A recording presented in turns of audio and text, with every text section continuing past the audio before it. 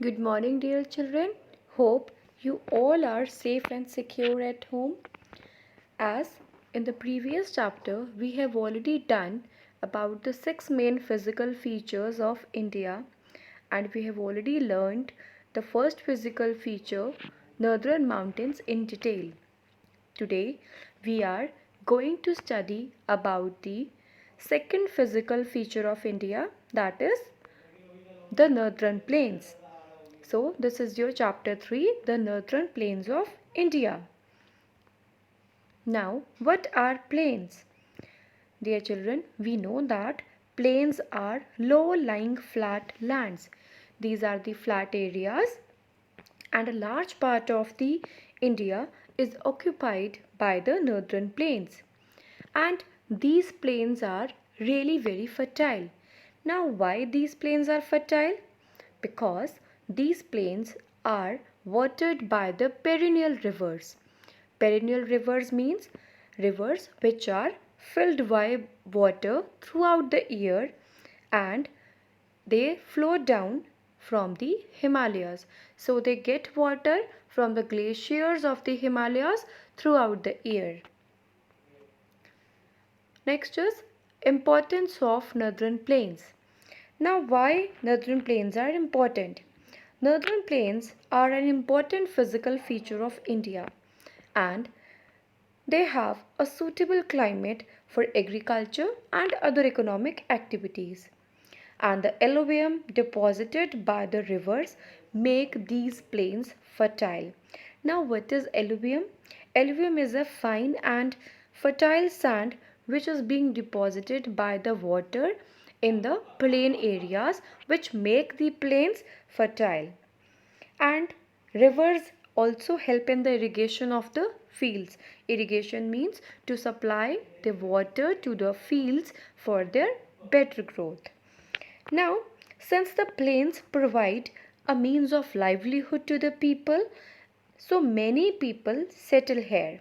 That is why towns and cities easily develop along the banks of the river and river basin. Now, what is river basin? River basin are the area which are being watered by a river or its tributaries. Tributary mean when a river flowing into the larger river, that is the tributary. So towns and cities easily develop along the banks of the river and river basins. We have three major basins of the northern plains in India. They are Indus Basin, Ganga Basin, and the Brahmaputra Basin. So we are going to study about these three major river basins. The very first is the Indus Basin.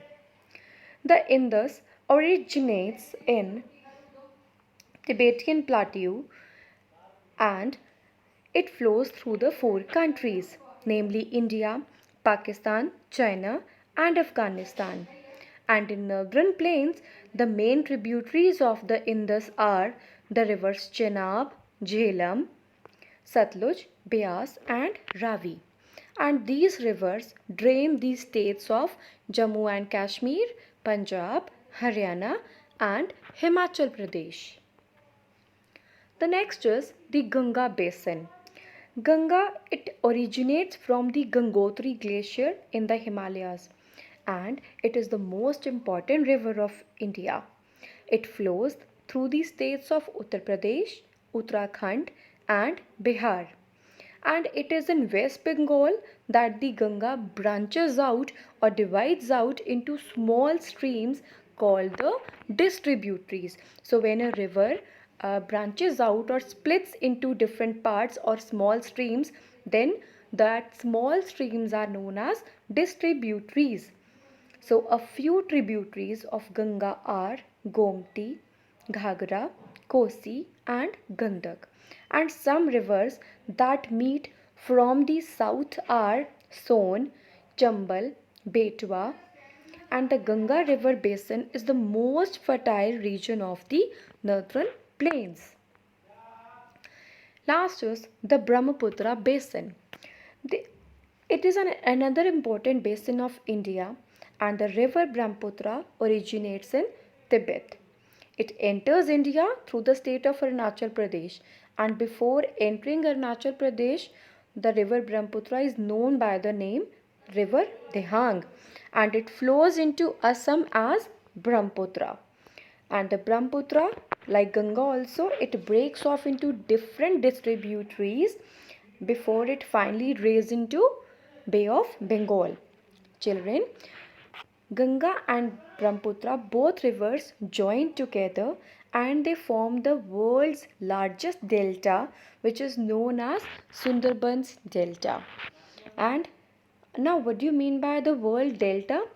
Word delta means it is derived from the Greek word which is known as triangular in shape. So delta is in triangular in shape and it is formed by the river Ganga and Brahmaputra. It is the world's largest delta. So dear children, hope you have understood up to here.